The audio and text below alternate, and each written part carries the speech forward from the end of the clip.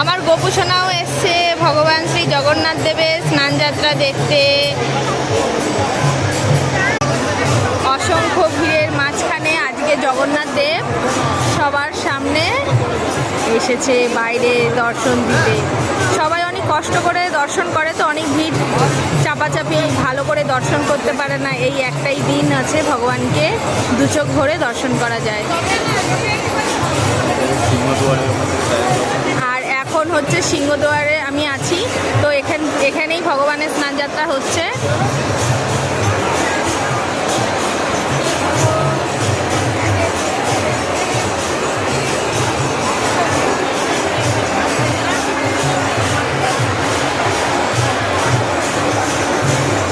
সবাই হরিনামে মত্ত।